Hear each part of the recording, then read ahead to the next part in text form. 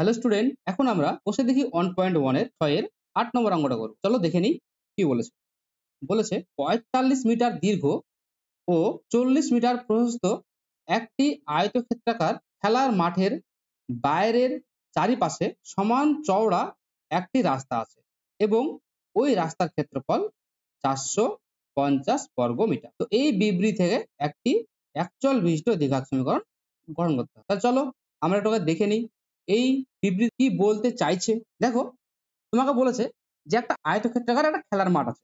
ধরে নাও এটা হচ্ছে আয়তক্ষেত্রাকার খেলার মাঠ, ঠিক আছে, যার দৈর্ঘ্য হচ্ছে 45 মিটার, প্রস্থ কত 40 মিটার, ঠিক আছে। এবার বলেছে ওরা যে আয়তক্ষেত্রাকার খেলার মাঠের চারপাশে সমান করে একটা রাস্তা আছে, তাই তো। তো সেই তাহলে রাস্তাটা কি আমরা, তাহলে এই খেলার মাঠের চারপাশ দিয়ে একটা রাস্তা আছে। ধরে নাও রাস্তাটা ঠিক এইরকমটা। এবার আমি তো জানি না যে রাস্তাটা ঠিক কতটা চওড়া, তাহলে এইদিকেও যা হবে এদিকেও তাই হবে, এদিকেও তাই হবে, আবার এদিকেও তাই হবে। কেন একই হবে? কারণ ওরা বলেছে যে সমান, চারিদিকে সমান একটা রাস্তা আছে, তাই তো। এটা কি রাস্তা? রাস্তা। তাহলে এই রাস্তাটা আমরা কিন্তু জানি না। তাহলে এই আমি ধরলাম যে রাস্তাটি হচ্ছে এক্স মিটার চওড়া। কত মিটার চওড়া?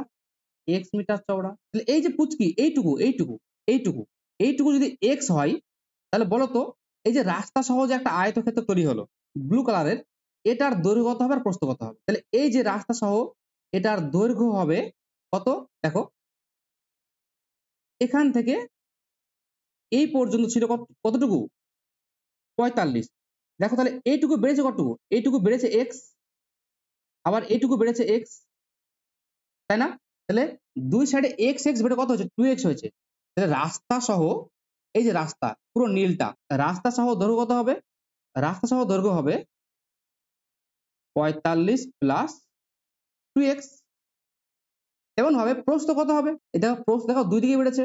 দেখো এই সাইডেও একটু বেড়েছে, এই সাইডেও একটু বেড়েছে। ছিল এখান থেকে এইটুকু, এই যে এই বরাবর ছিল 40। এবার এইটুকুও বেড়েছে, আবার এইটুকুও বেড়েছে।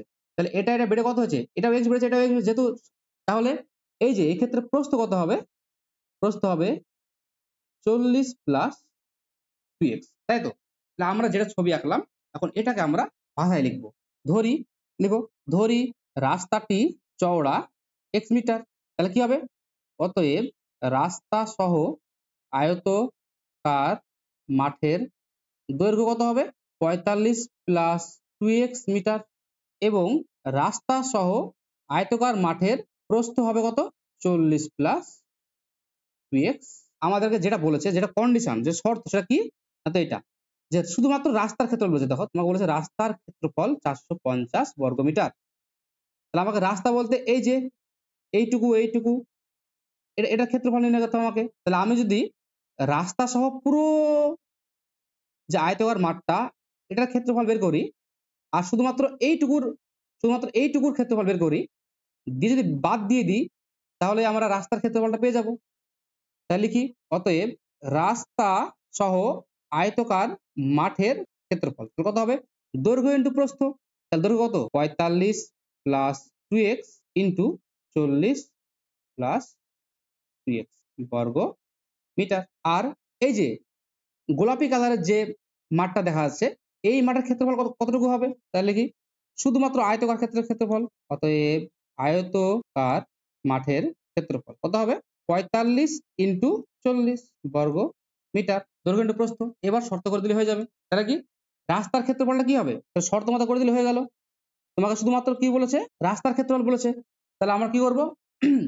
রাস্তা সহ যে মাঠের ক্ষেত্রফল আছে ওখান থেকে আমরা শুধু আয়তকার মাঠের ক্ষেত্রফলটা বিয়োগ করে দেবো। তাহলে 45 plus 2x into 40 plus 2x minus এই আয়তকার মাঠের যে ক্ষেত্র, এটা বিয়োগ করে দিলে পেয়ে যাবো 45 ইন্টু 40।